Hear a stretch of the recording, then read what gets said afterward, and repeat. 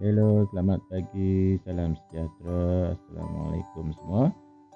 Pada pagi ini cikgu nak mengulang semula petua mudah teknik menjawab soalan sejarah STPM. Bagaimana untuk pelajar menulis pengenalan, untuk menulis perenggan isi dan seterusnya menulis rumusan.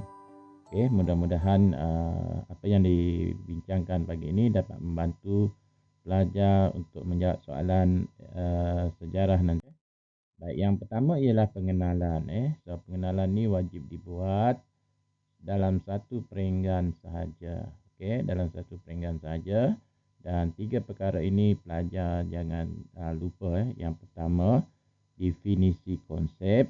Jadi perhatikan dalam jawapan-jawapan pelajar, kertas soalan pelajar itu, kenal pasti ada tak perkataan yang perlu diberikan definisi konsep. Contohnya kalau ditanya tentang ciri-ciri masyarakat feudal di England. So masyarakat feudal itu perlu dijelaskan.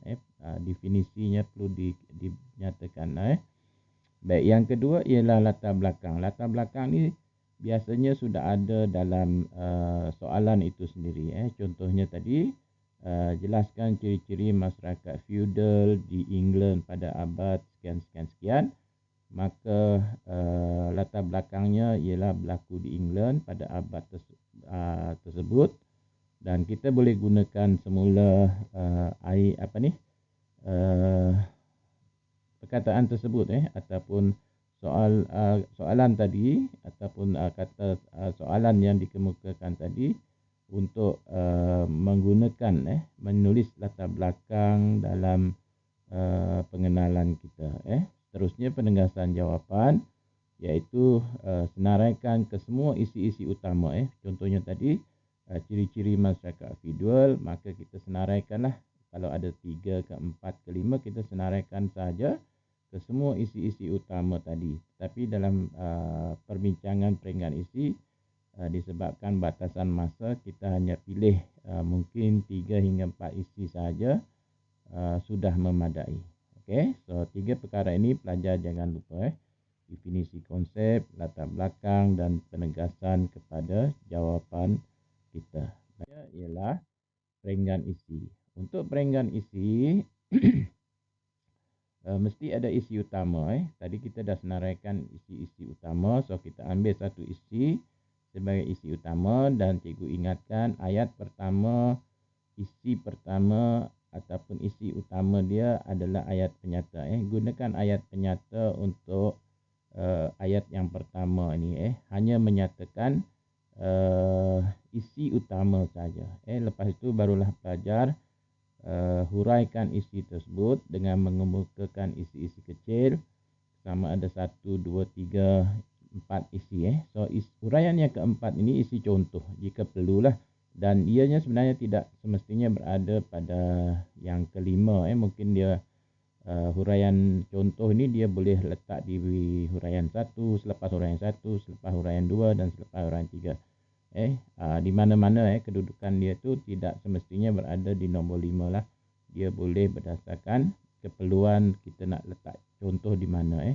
Dan jangan lupa pada ayat yang terakhir, setiap perenggan tuliskan takkulan bagi setiap perenggan anda berdasarkan perbincangan pada perenggan yang pertama tadi. So kita buatlah ayat kita sendiri. Gunakan takkulan pada aras yang tinggi sahaja ataupun ayat takkulan aras sederhana sahaja. So seterusnya barulah kita pergi kepada perenggan yang isi yang kedua dan ketiga. So bergantung kepada masa yang ditetapkan, pelajar boleh menjawab hingga 4 ataupun 5 perenggan. Tetapi sentiasa lihat kepada masa kita. Bagi cikgu, 3 perenggan pun sudah memadai sekiranya jawapan itu jawapan yang mantap, jawapan yang dapat dibincang secara kritis dan mantaplah dari segi huraian dan sebagainya. Dan menulis rumusan ringkas, tepat dan padat, dan merumuskan semua perenggan ataupun keseluruhan jawapan kita buat satu rumusan. Dan kalau boleh kita lihat semula apa bentuk soalan yang ditanya tadi. Kukuhkan jawapan dengan menjawab semula soalan. Contohnya kalau ditanya sejauh manakah, so kita jawabkan di dekat sini. Kita buat kita buat penegasan